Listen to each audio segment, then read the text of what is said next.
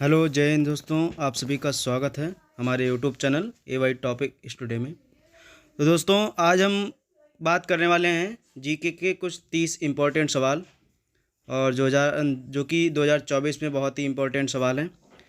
तो जो लोग अभी नए हैं हमारे चैनल पर, सब्सक्राइब करें, लाइक करें और वीडियो को ज़्यादा से ज़्यादा शेयर करें, जिससे कि जिन बच्चों के पास अभी तक हमारी वीडियो नहीं पहुँची है वो भी देख सकें। तो चलिए देरी ना करते हुए वीडियो को स्टार्ट करते हैं। तो पहला क्वेश्चन हमारा है कि पृथ्वी पर दिन और रात क्यों होते हैं। तो बच्चों, आपको समय देते हैं हम, और इसका जो आंसर होगा, इसका आंसर होगा दैनिक गति के कारण। ऑप्शन नंबर ए सही होगा। ऑप्शन नंबर ए सही होगा, दैनिक गति के कारण पृथ्वी पर दिन और रात दोनों होते हैं। चलिए बढ़ते हैं हम अगले क्वेश्चन की ओर। अगला क्वेश्चन हमारा है कि सबसे बड़ा ग्रह कौन सा है। ये तो आप लोगों को मालूम ही होगा। तो देखिए, सबसे बड़ा ग्रह जो है वो हमारा बृहस्पति है। ऑप्शन नंबर ए सही है, बृहस्पति सबसे बड़ा ग्रह हमारा है।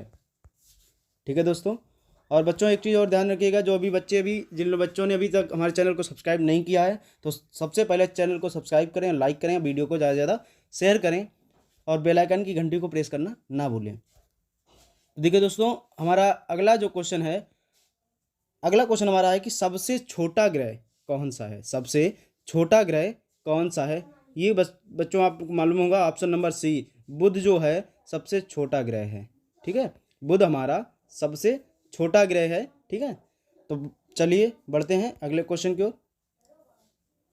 अगला क्वेश्चन है हमारा, अगुल आहस धारा किस महासागर से बनती है, या अगुल आहस धारा किस महासागर में बनती है। तो इसका जो आंसर रहने वाला है, आंसर नंबर बी, जिन बच्चों ने लगाया है वो बिल्कुल करेक्ट हैं। हिंद महासागर से क्या नाम जो हमारा अगुल आहस धारा है वो बनती है। ठीक है, चलिए बढ़ते हैं हम अगले क्वेश्चन की ओर। अगला हमारा क्वेश्चन है, पृथ्वी का सबसे भीतर वाला जो भाग होता है क्रोड, किसका बना होता है। जो पृथ्वी का सबसे भीतर वाला भाग क्रोड होता है वो किसका बना होता है। तो आप लोगों को बता दें, इसका जो आंसर रहने वाला है, आंसर नंबर डी सही होगा। जिन बच्चों ने अभी तक ऑप्शन नंबर डी लगाया है वो बिल्कुल करेक्ट हैं। लोहा और निकेल का वह बना होता है। क्रोड जो होता है वो लोहा और निकेल का बना होता है। ठीक है, ध्यान रखिएगा, ऑप्शन नंबर डी लिख लीजिएगा। चलिए बढ़ते हैं अगले क्वेश्चन की ओर। अगला क्वेश्चन हमारा है, मैंगनीज के उत्पादन में भारत का दूसरा स्थान है, प्रथम देश कौन सा रहेगा। अगर मैंगनीज के उत्पादन में भारत का दूसरा स्थान है, प्रथम देश कौन सा है।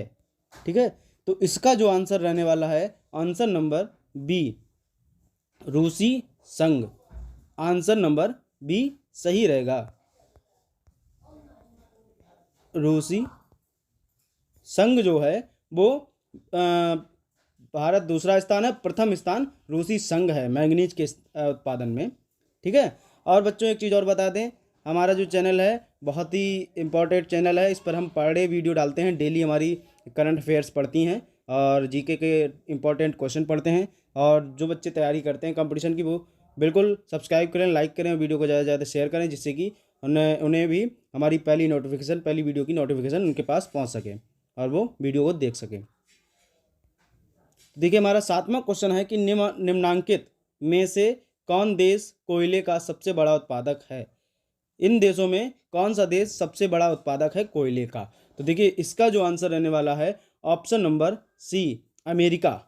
संयुक्त राष्ट्र अमेरिका जो है वो क्या नाम कोयले का सबसे बड़ा उत्पादन देश है। ठीक है, इसका तो ध्यान रखिएगा। ठीक है, बिना कहे आप लोग ध्यान रखिएगा, क्योंकि ये बहुत ही इंपॉर्टेंट, वेरी वेरी इंपॉर्टेंट है, क्योंकि ये 2022 में ये क्वेश्चन आ चुका है। 2022 में ये क्वेश्चन आ चुका है, निम्नांकित में से कौन सा देश जो है कोयले का सबसे बड़ा उत्पादक है। ठीक है, चलिए बढ़ते हैं हम अगले क्वेश्चन की ओर। अगला क्वेश्चन हमारा है कि इनमें किसको जापान का मैनचेस्टर कहा जाता है। इनमें किसको जापान का मैनचेस्टर कहा जाता है। तो ओसाका को, जिन बच्चों ने ऑप्शन नंबर ए लगाया है वो बिल्कुल करेक्ट है। ओसाका को जापान का मैनचेस्टर कहा जाता है। चलिए बढ़ते हैं अगले क्वेश्चन की ओर। अगला क्वेश्चन है कि भारत का स्वतंत्रता संघर्ष के दौरान डिसेन एजुकेशनल सोसाइटी नामक संस्था की स्थापना किसने की थी? ठीक है, तो इसका जो आंसर रहने वाला है ऑप्शन नंबर सी, बाल Gangadhar Tilak. Option number C रहने वाला है, बाल गंगाधर तिलक ने भारत के स्वतंत्रता संघर्ष के दौरान डिसेन एजुकेशनल सोसाइटी नामक संस्था की स्थापना की थी। ठीक है, अगला क्वेश्चन हमारा है कि 1857 के गदर के समय भारत का गवर्नर जनरल कौन था? 1857 के गदर के समय भारत का गवर्नर जनरल कौन था? तो इसका जो आंसर रहने वाला है option number A, Lord Canning. Option number A सही रहेगा, लॉर्ड केनिंग भारत का जनरल गवर्नर था 1857 गदर के समय। ठीक है, चलिए बढ़ते हैं नेक्स्ट क्वेश्चन की ओर। नेक्स्ट क्वेश्चन हमारा है कि भारत भारतीयों के लिए नारा किस संस्था ने दिया था? भारत भारतीयों के लिए नारा किस संस्था ने दिया था? तो इसका जो ऑप्शन रहने वाला है ऑप्शन नंबर बी सही है, आर्य समाज ने।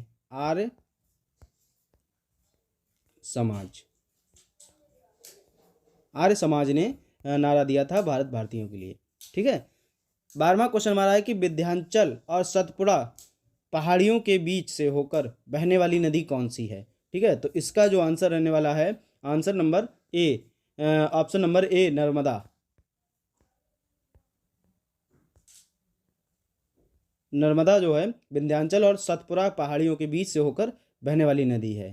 ठीक है, बढ़िए अगले क्वेश्चन की ओर। अगला क्वेश्चन हमारा है कि इन्वेस्टर प्रोटेक्शन फंड किस संस्था ने स्थापित किया है?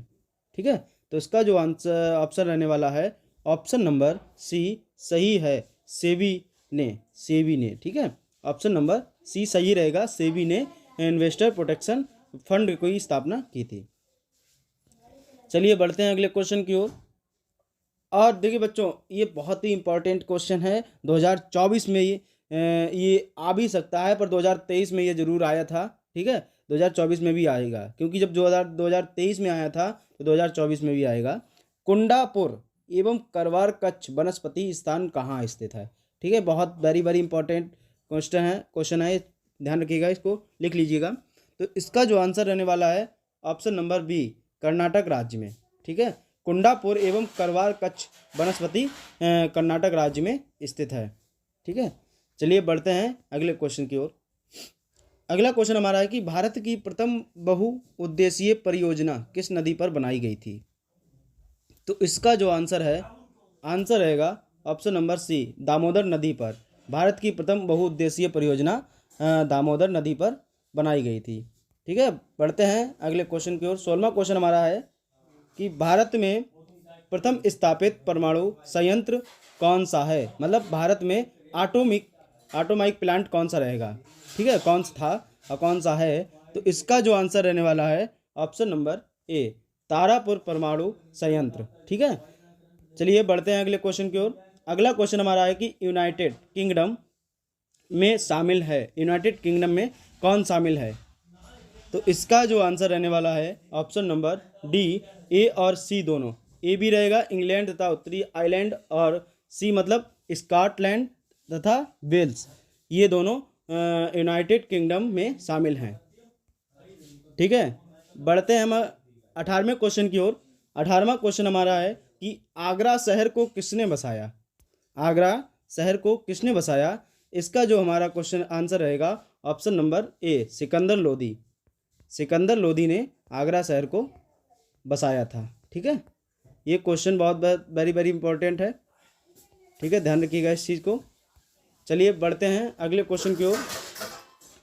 हमारा अगला क्वेश्चन है कि राष्ट्रीय प्रतीक के निचले भाग में उत्कीर्णित शब्द सत्यमेव जयते किस संदर्भ से लिए गए हैं? ठीक है, तो इसका जो आंसर रहेगा ऑप्शन नंबर सी, मुदकोपनिषद संदर्भ से लिया गया है सत्यमेव जयते शब्द। ठीक है, और बच्चों सभी लोग सब्सक्राइब कर लीजिएगा चैनल को, क्योंकि बड़ी मेहनत से हम वीडियो बनाते हैं आपके लिए। तो चलिए बढ़ते हैं अगले क्वेश्चन की ओर। अगला क्वेश्चन हमारा है कि अशोक के शिलालेखों की लिपि क्या है? अशोक के शिलालेखों की लिपि क्या है? तो इसका जो आंसर रहने वाला है ऑप्शन नंबर बी, व्राही जो है अशोक की शिलालेखों की लिपि है। ठीक है, बढ़ते हैं अगले क्वेश्चन की ओर। अगला क्वेश्चन है हमारा, तो देखिए किसवा क्वेश्चन हमारा है कि बिहू निम्नलिखित में से किसका लोकप्रिय उत्सव है। ये एक राज्य है और बिहू एक उत्सव है। बिहू जो उत्सव है वह कौन से राज्य का लोकप्रिय उत्सव है। तो देखिए इसका जो आंसर रहने वाला है, answer number A. Answer number A सही रहेगा, असम।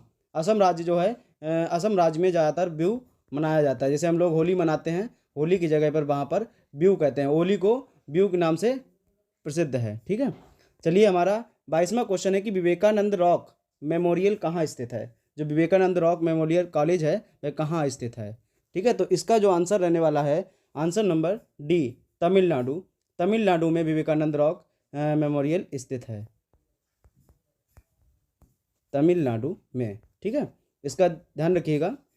चलिए बढ़ते हैं हम अगले नेक्स्ट क्वेश्चन की ओर। अगला क्वेश्चन हमारा है कि महात्मा गांधी को राष्ट्रपिता के रूप में उल्लेख सबसे पहले किसने किया था। ठीक है, तो इसका जो आंसर ऑप्शन रहने वाला है, क्या नाम इसका, ए नंबर रहेगा। ठीक है, सुभाष चंद्र बोस। सुभाष चंद्र बोस को ने महात्मा गांधी को राष्ट्रपिता के रूप में उल्लेख किया था। सुभाष चंद्र ने सबसे पहले कहा था कि आप महात्मा मतलब राष्ट्रपिता हमारे हैं। ठीक है, चलिए बढ़ते हैं हम अगले 24वें क्वेश्चन की ओर। हमारा 24वां क्वेश्चन है कि प्रथम गोलमेज सम्मेलन कहाँ हुआ था। प्रथम गोलमेज सम्मेलन कहाँ हुआ था। तो इसका जो आंसर रहने वाला है, देखिए इसका जो आंसर रहने वाला है ऑप्शन नंबर बी, लंदन में। ठीक है, बी ऑप्शन नंबर सही रहेगा। जिन बच्चों ने अभी तक बी लगाया है ऑप्शन नंबर बी, वो बिल्कुल करेक्ट हैं। लंदन में प्रथम गोलमेज सम्मेलन हुआ था। ठीक है, बढ़ते हैं हम अगले क्वेश्चन की ओर। अगला क्वेश्चन हमारा है कि देश का लौह पुरुष किसे कहा जाता है। ये तो आप लोगों को मालूम ही होगा कि सरदार वल्लभ भाई पटेल को देश का लौह पुरुष कहा जाता है। ऑप्शन नंबर है, जिन बच्चों ने लगाया है बिल्कुल करेक्ट हैं। चलिए बढ़ते हैं अगले क्वेश्चन की ओर। अगला क्वेश्चन हमारा है कि महात्मा गांधी को अधनंगा फकीर किसने कहा था। महात्मा गांधी को किसने अधनंगा फकीर कहा था। तो इसका जो आंसर रहने वाला है ऑप्शन नंबर सी, चर्चिल ने। चर्चिल ने महात्मा गांधी को अधनंगा फकीर कहा था। ठीक है, तो 27वां जो क्वेश्चन हमारा है कि महात्मा गांधी निम्नलिखित में से किनसे अधिक प्रभावित थे। महात्मा गांधी किनसे अधिक प्रभावित थे। तो इसका जो आंसर रहने वाला है हमारा option number B, Leo Tolstoy. Leo Tolstoy से प्रभावित रहने वाले थे। चलिए बढ़ते हैं हम अगले क्वेश्चन की ओर। 28वां क्वेश्चन हमारा है कि महात्मा गांधी का जन्म कहाँ हुआ था। महात्मा गांधी का जन्म कहाँ हुआ था। तो महात्मा गांधी का जन्म 1869 में हुआ था। इसका तो सभी लोगों को मालूम ही होगा। चलिए बढ़ते हैं अगले क्वेश्चन की ओर। अगला क्वेश्चन हमारा है कि पंजाब केसरी के नाम से विख्यात थे। कौन विख्यात थे पंजाब केसरी के नाम से। तो इसका जो आंसर रहने वाला है option number D, Lala Lajpat Rai जो थे वो पंजाब केसरी के नाम से विख्यात थे। ठीक है, बढ़ते हैं अगले क्वेश्चन की ओर और लास्ट क्वेश्चन की ओर। लास्ट क्वेश्चन हमारा है कि निम्नलिखित में से कौन सी गंगा की सहायक नदी नहीं है। जो गंगा की सहायक नदी नहीं है वह कौन सी है। तो इसका जो आंसर रहने वाला है ऑप्शन नंबर ए, स्वर्ण रेखा।